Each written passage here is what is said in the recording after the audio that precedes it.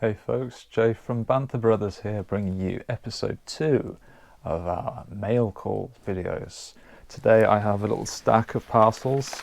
Nothing too exciting today, to be honest, no mint on card things, but just a few bits and pieces, some vintage Star Wars bits. Not entirely sure what's in these packages because, well, to be honest, I order all sorts of junk off certain auction sites and Facebook groups and things, so it might not be Star Wars, it could be anything. To be honest, it's most likely to be Star Wars. Everything is face down at the moment, so you can't see my address for privacy reasons. Although I would say that it's very obvious what this is because it arrived open. So this will be the first one to open, I think. Wow, look at that. It comes out just like magic. So these are just some bits and pieces I ordered off that well-known auction site. Some old Return of the Jedi memorabilia. So here is a magazine issued in the UK, published in the UK, called the Official Collector's Edition for Return of the Jedi. And I've not actually owned this before, so this is completely new to me. It's a little sort of booklet type thing. It says here it's printed in the USA, so I'd imagine that American viewers have probably got their own version of this as well. It's just full of some pictures and some information about the making of the film. So there's Rancor from Return of the Jedi.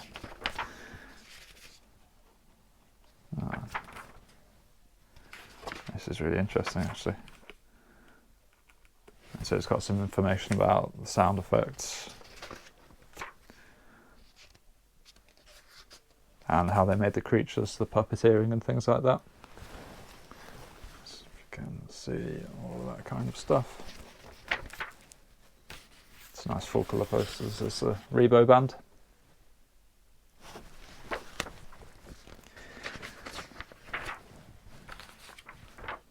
I'll have a good read of this later.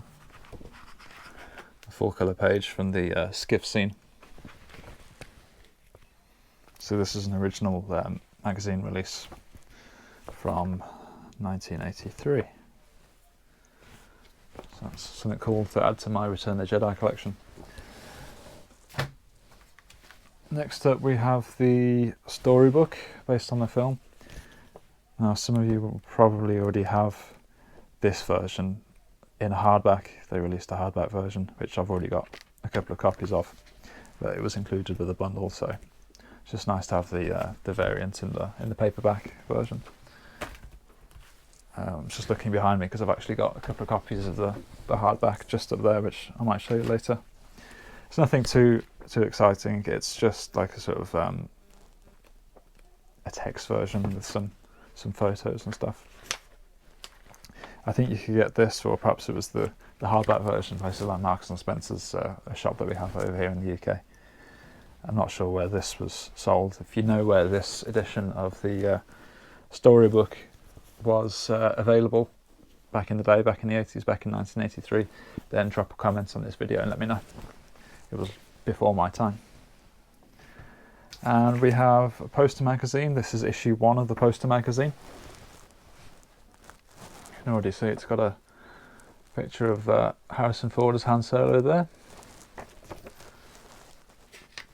As far as I know, this is meant to be complete, so it should have, let's have a look, what does it say it's supposed to have? So it's supposed to have a poster of this Battle over Endor scene.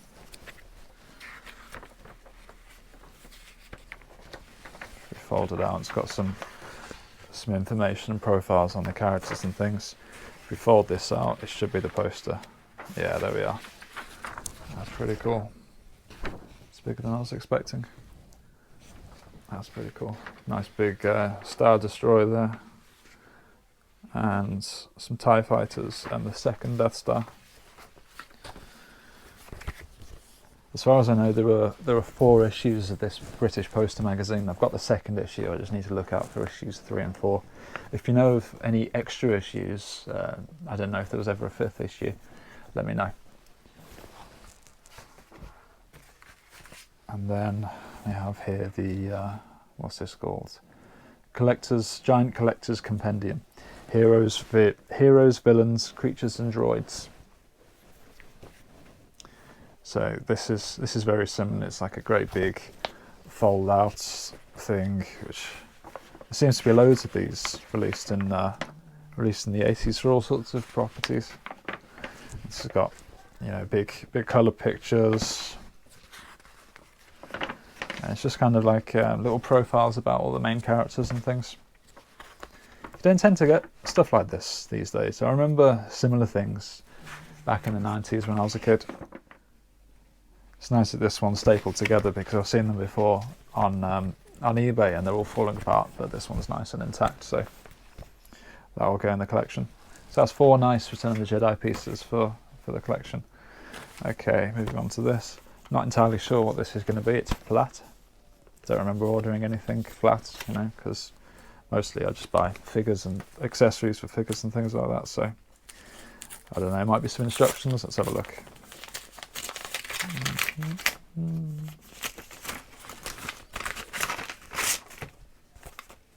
It's in an envelope. Oh no, it's not. It's just wrapped up. Okay, it's just an invoice, packing slip. And then we have a piece of brown card. Oh, okay. Ah, okay. I see what this is, right. Yeah, this is just something I picked up cheaply on eBay. It is, you have to forgive me, I've forgotten the woman's name now. Caroline Blakiston. Autograph. 6x4 autograph. I think that's 6x4. She played Mon Mothma in Return of the Jedi. It was only a couple of pounds, so nothing too expensive. It just says, best wishes, Caroline Blakiston, Mon Mothma, Return of the Jedi. That's pretty cool. I'm sure she had a career full of all sorts of credits other than Return of the Jedi. But that's really nice to own. It's a shame that they didn't do a Mon Mothma figure in the original toy line. I know there was one in the Power of the Force line, as in the 90s Power of the Force line.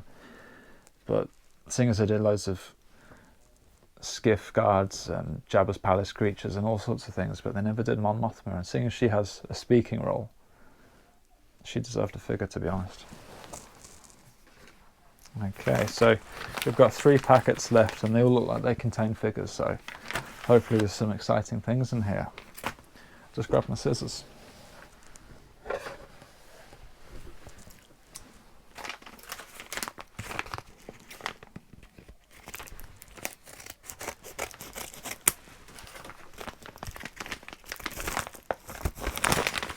Oh, looks like a solitary figure. Anything else in there? Wrapped up in a bit of toilet paper. Lovely. Can't go wrong with a bit of toilet paper in 2020, to be honest.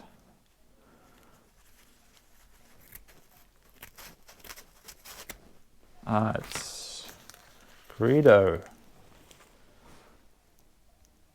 There we are. He's a bit grubby. Oh, he's really grubby. He's got some rubs on his hands. Don't really know why I bought him. Like, I don't actually have a Greedo at the moment. I sold mine. I had a graded one. Really, really, really nice Greedo. And because I got it graded by UKG, I just kind of got bored of graded figures, to be honest. And my focus turned to mint on card figures. So I sold up a lot of my graded stuff, graded loose figures, thinking that I'll just focus on the sealed stuff. But now I kind of miss having the loose figures again. So I saw this on one of the Facebook groups and it was only a few pounds, so I thought I'd go for him. To be honest, I already tell that I'll be selling him on at some point because he's a bit battered, to be honest. Definitely needs a bath. And I've already got the Rebel Blaster, the Smuggler Blaster, which he has. So I'm not too worried about him being incomplete. He's got all sorts of like gunk all around his neck. I don't know if you can see. There we are. He's got some rubs on the hand. Can you see that? No, you probably can't. But it was nice to find one where the little horn things aren't all scuffed up and his eyes are intact. He's a Hong Kong country of origin. Alright, he's going to have a bath later. Moving on swiftly. Which should we go for next? Looks like there's a couple of figures in here. Let's find out.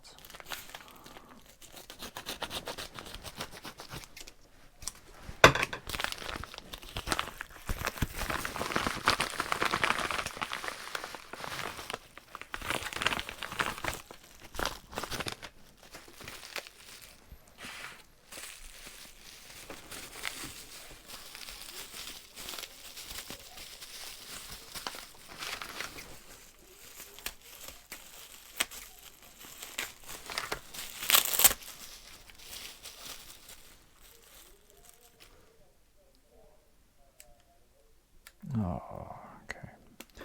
Right, so I've got a TIE fighter pilot, which I bought off one of the groups. You can never have too many TIE fighter pilots. I'm kind of hoarding any kind of Imperial Trooper type figures at the moment, or any troopers or soldiers or anything like that at the moment. And this one's nice because he hasn't got any rubs to his hands or his knuckles, but the emblems have all kind of been scraped off his helmet and off his shoulders. So I'm not sure if you can see that too well. See if I can zoom in for you there. It's all sort of it's all come off, but for an army builder figure, it's not the end of the world. It'll still display nicely. It'll go in my Imperial display, which is actually right behind the camera right now. I'm looking at him, comparing him to my my nice minty one that I've got. He's looking a bit worse for wear, to be honest. But never mind. It was only cheap. Okay, next up. Can you tell what that's going to be? It's very yellow.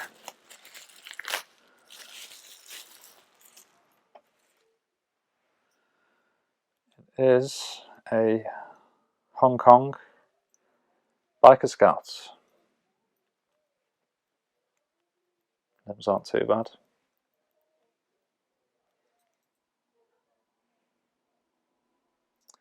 Bit of yellowing to his torso. A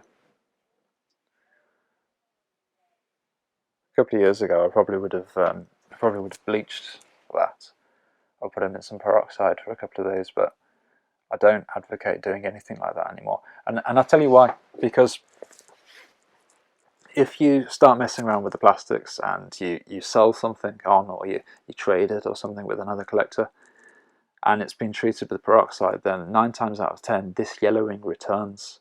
And I think it's a little bit deceptive to pass on anything to another owner that's been treated with any kind of harsh chemicals. And it's generally pretty unethical, to be honest. I wouldn't want to receive a figure or any sort of toy which has been modified like that. Just looking at him now, he's got some sort of some plumbing tape around him. Someone's had a go at fixing him at some point. And if you can see that, you see that poking out of his shoulder just there. That's plumber's tape. And they've done that to obviously make his limbs more tight. And this is a perfect example of what I'm talking about, really, because when I bought this figure, I didn't know that it'd been altered or tampered with in any way. A week later, and I'm looking back at the footage that you've just watched to edit it, and I realised that the camera actually cut out towards the end. So you didn't see the last package, but what I'm going to do is include the items from that in the rest of this video now. So I've actually picked up a few more pieces since then, so you get even more items in this mail call video. This was the item that was in the final package. This is a Rebel Commando from Return of the Jedi. This is a made in China variant. I don't collect variants, necessarily. I just buy as many trooper figures as I possibly can. Rebel commandos, rebel soldiers, of course all the Imperial kind of guys. I think I've probably got about 5 of these now, which isn't many compared to some guys, but I only buy them if I find them cheap enough. And of course he's complete with his rifle, which is always good. Try not to buy figures that are incomplete where possible, even though there's actually 1 there, 2 there. I'll show you in a moment. Pop in there. Not very exciting, but I really needed these. These are the exhaust parts for the Rebel Armoured Snowspeeder from Empire Strikes Back. Not easy to find for a good price online. I managed to find these in one of the collectors groups on Facebook. I might have mentioned this before, but I honestly believe that if somebody cuts you a good deal on Facebook or whatever marketplace you're in, then you should always pay it forward. And if there's another collector out there that's looking for something that you've got, try and give it to them at a fair price, below market value. Just help them out, because karma is real, and it's always good to send out good vibes. So look after your fellow collectors, give them good deals, and as well, it will pay dividends, because in the future people will give you good deals too. Okay, another Imperial Trooper which I got this week, ATST driver. I actually bought the blaster separately from the figure, from 2 separate people, and actually worked out cheaper than buying a complete figure, so really pleased with that. One of my favourite figures. Love this guy. Doesn't really do much, but I just love the outfit, and I love the blaster. Hard to find these blasters because, of course, they're so small. They always go missing.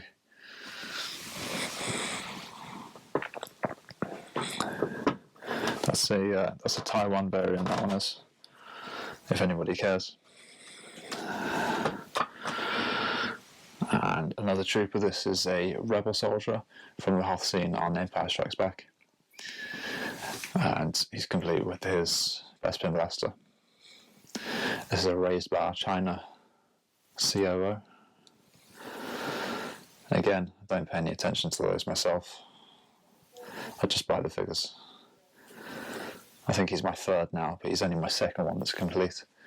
I think I want to get about 6 of them in total, just to make a little scene, a little diorama.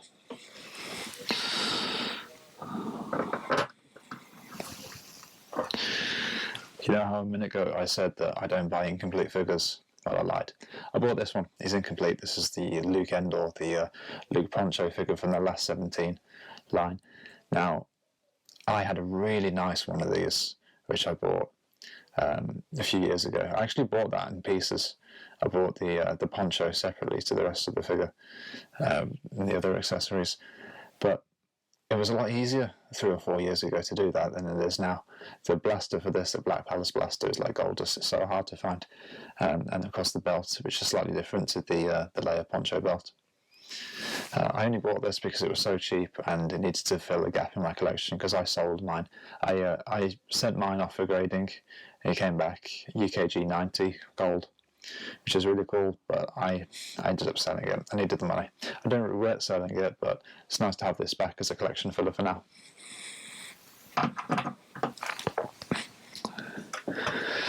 Another nice piece that I've had in this week is Princess Leia Organa. She's missing a cape, but for the price of the figure with the original dark blue blaster, I just couldn't say no. The blaster is worth a decent chunk of money just by itself, so I had to have her. Her limbs are quite stiff as well, and there aren't any rubs on her hair. Don't know if you can see that. Really nice, clean looking figure. I'm going to be looking out for a replacement cape for her. It's got to be a vintage original. I don't buy any reproduction stuff.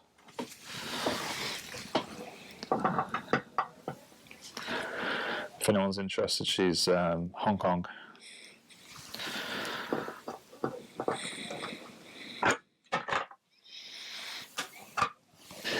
Next up, another piece. This was a sort of a grail of mine. I've never owned one of these before.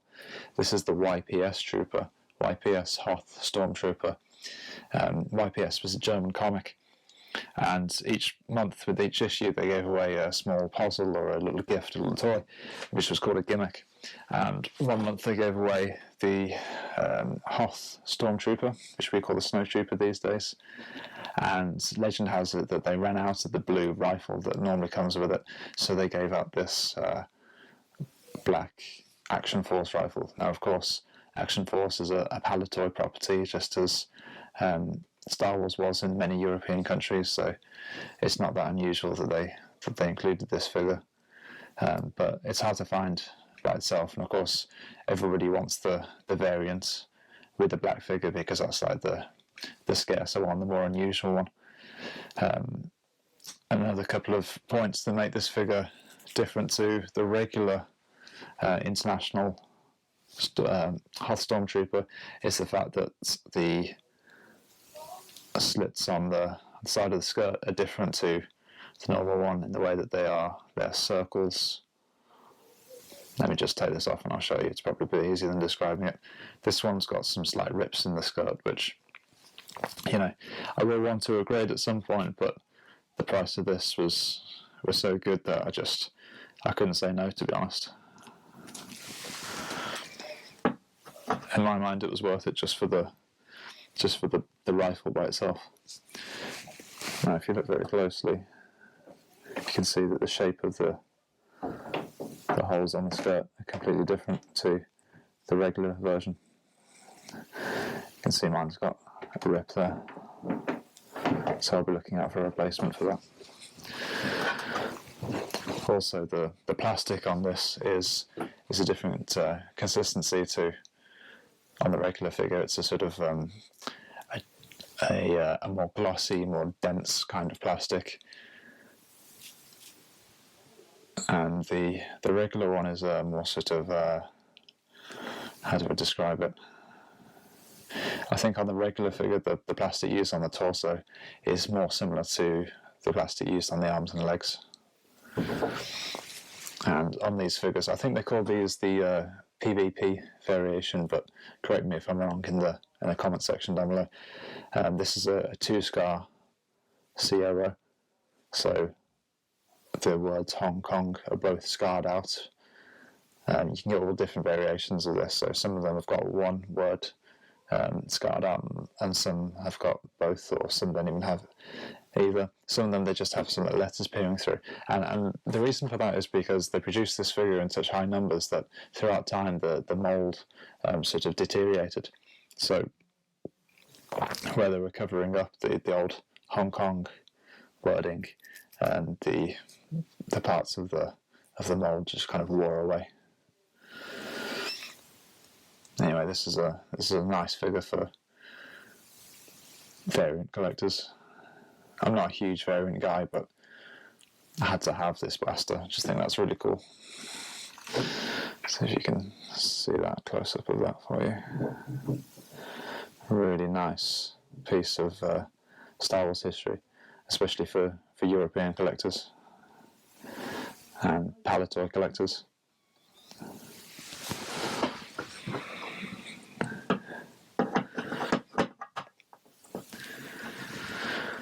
And then finally, a sort of a grail piece for me.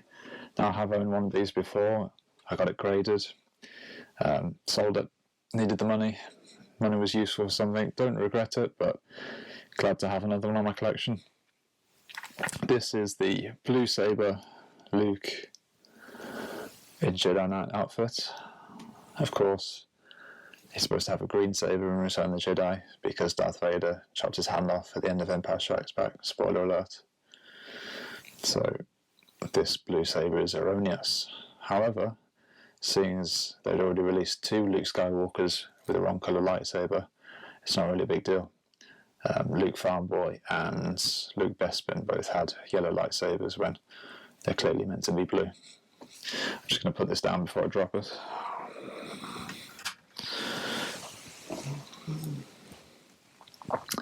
And what's even more special about this figure is this is the snap cape version. So if you can see there, let's have a look. Maybe not. His cloak opens with ow. Just went right up my thumb. Under my nail. This has got a little snapper that opens up. There we are. Can you see that? A little popper. And the more common version of this, of course, has that bit stitched together rather than with a popper, which they probably switched from the one to the other to save money or something, I don't know. Anyway, this replaces one that I sold earlier this year. It's not in as nice condition, particularly the cloak. You can see it's all sort of rolling up here.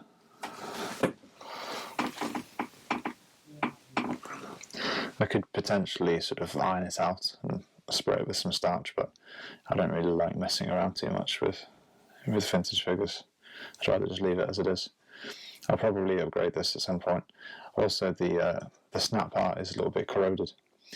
It's tarnished, and the one I used to have was shiny and bright, so I'm already going to start looking out for a replacement for the cape. The lightsaber's perfect though. Sometimes you find these and they've got all sorts of like bends and stress marks in, or they're wonky or wavy or something, but this is absolutely perfect.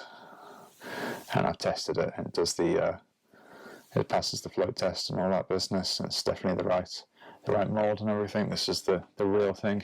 Now I know that Hasbro are re-releasing a blue lightsaber in the new Hoth Ice Planet board game. You get the Luke in his snowspeeder outfit, and I think he comes with one of these, but of course, you know, vintage heads are going to want the original vintage piece. This is an original 1983 Luke blue lightsaber.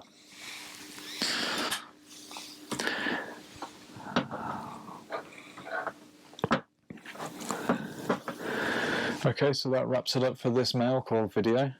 Should have been 3 videos by now, but of course the last one there was a fault in editing, so look forward to seeing you next time in the new episode 3 of our mail call series. Thanks guys. Follow me on Instagram at Bantha Bros. Drop a comment and a like and subscribe for more content. See you soon.